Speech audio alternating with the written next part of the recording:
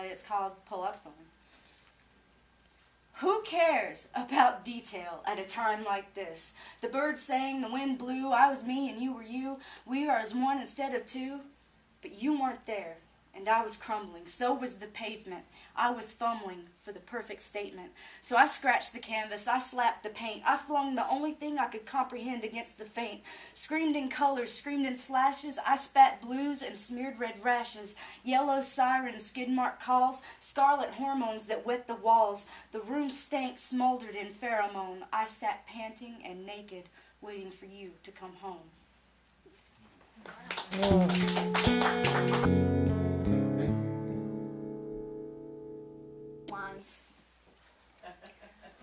It's just another cliche night in this cold, lonely town. We're all completely drunk, stumbling over our own pickup lines, eating the half-cooked French fries you can only find at the Halfway to Nowhere cafe at 2 a.m.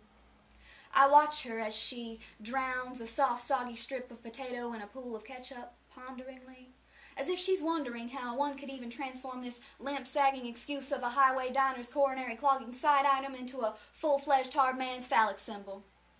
Only someone like her, a lost soul scouring the South for a life that sounds like blues music,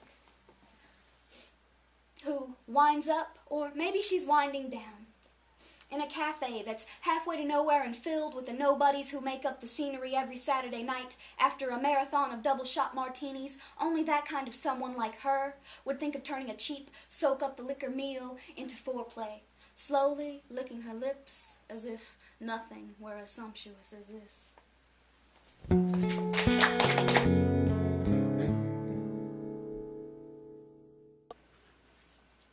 And is called The Tale of Crooked Carl.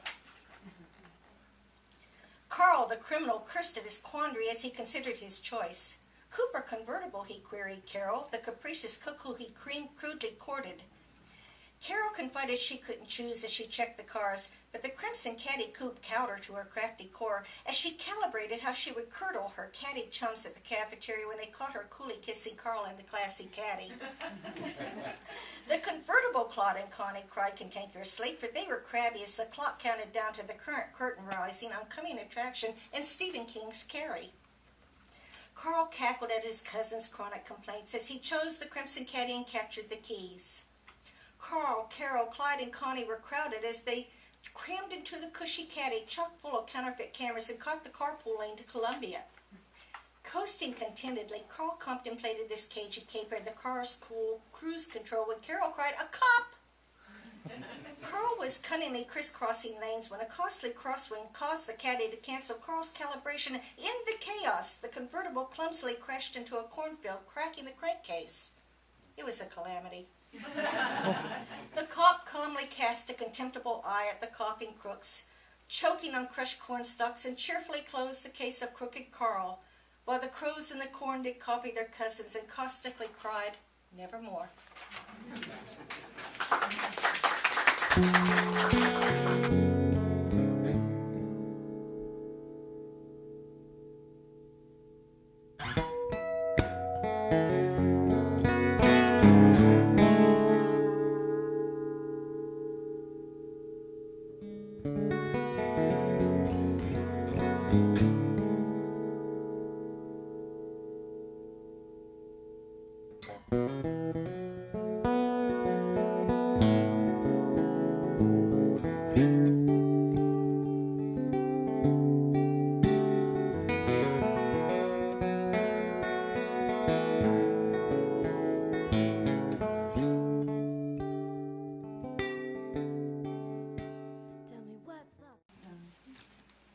He's gray. And not because he's laid up in that stroke ward bed fighting what some would say back the black. No, he's gray like adventure when the wind fades the flag. Showing tails in the streaks of weather's whip, he's gray because he's lived. He's spending time adjusting because his sails inside will not lay completely down like a crow's nest crown. Like Jaeger's wings, he can't stop the pursuit nor the fluttering. See, seekers are just born with inner strength, the determination inside, pushing back the pride. You can see it in the pirate smile he gives, too stubborn to quit. Hard set as the click in a gun-smoked barrel, somewhere in his hair are the clouds of war. He's spent much time in battle, so why should this hospital be any different? His boots are worn, the color of raw form. When the layers are scud off, still intact, he must trudge on. The plaque in his brain, like reefs, the reality drifts in between. But the strong, sharp, cold ice of Alaska is reflecting in his eyes, in the midst of the flurried white. Confusion cannot cover up that there is still so much life, and they are hungry, like the salivating dark lips of a beast, saying, I will not lay here forever, and fear and despair will not cast me weak. He reaches, like steel mugs in taverns. Let this man know he is wanted, so he can tell his tales by the fires, when he can no longer force the sails to be whipped on from the ragged fight for his life. He has to ride icebergs of himself to get to the next step to survive. He's close to losing, but the gray in him will keep him from choosing to lay anchor and give in to die.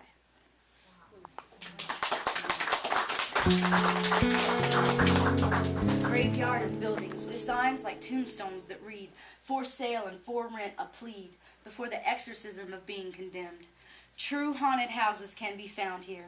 Somewhere between the drive home after realizing I would be unemployed soon and seeing a woman who must have been around 62 walking in the rain with a resume, somewhere around the fallen down mills, somewhere around nowhere I fell in, crawled in one of those holes in the bricks, and behind a soapbox I wept. There have been so many, with dreams as big as Mount Rushmore, with determination as strong as the mountain it's carved upon. So I ask you, what is all this rubble for? Grown men being snapped behind sleepless eyes cry for their talents being traded for wages when they could have made a difference instead of a payment. And you want to know what I saw, Mr. Ginsburg? I'll tell you what I saw. I saw the best minds of my generation led astray by the greatest false prophets of the decade. There's a kid on the corner as we speak in Queens with a gun in his lap, and there isn't a damn thing we can do about that. There are men selling doorways to money that only leads to flies stuck in honey. Prison overflows with kids who only needed a way to build a home. I saw my peers trade God-given gifts like tricks, underpaid till finally they gave in and sold the greatest gift they had and tried to hide it with a lie called resilience when they could have been brilliant. I saw my friends get swept away in the wave of technology, gadgets overflooding in a world that's turning far too fast for anybody to keep up or keep going. It takes money to make money, and the poor who can't afford to upgrade just struggle to survive and to support. There are toddlers with busted veins just trying to keep up in school with new workloads and new ways so they can gain enough knowledge. But to me, it's disgusting and heartless. I don't care about your new cell phone, your new iPod, your new app. This is not a poor kid's rant. It's just more evidence of the monster that America is, because what's really valid is deemed tragic.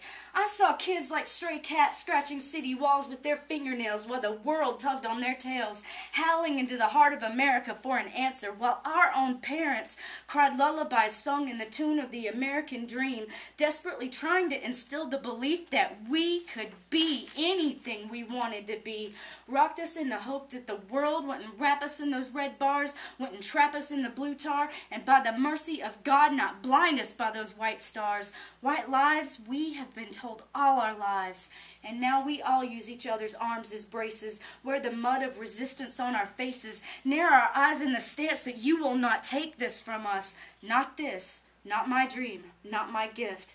I will fling my soul onto the slick stones of Paris before I bleed in the gutters of America. I will find a path that you have not crossed, and I will make my stand as a human being, not a loss. And you can run the circles of a NASCAR race for all I care, because by God and His glory, I will find my own place here.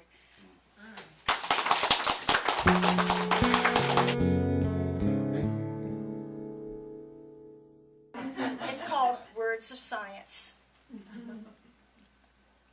Hello, science, my old friend. I've come to talk to you again. For religion softly creeping left its seats while I was sleeping, and their vision will surely numb our brains and remain if we persist in silence. In restless dreams I walked alone through narrow lines of sacred tones. Beneath the halo of an altar lamp, I turned from faith onto the exit ramp, and my rights were stamped by the religious right and their acolytes. silenced the words of science. And in the naked light I saw 10,000 people, maybe more. People talking without thinking, people hearing without listening, people censoring books so ideas can't be shared. No one dared to look into the science. Fool, said I, you do not know. Darkness like a cancer grows. Hear my words that I might teach you. Expand your mind that I might reach you. But my words like silent raindrops fell, condemned to hell are those who heed the science. And the people bowed and prayed to the neon god they made. And the sign flashed out its warning in the words that it was forming. And the sign said the words of the prophets are written on the subway walls and school halls, and silenced the words of science.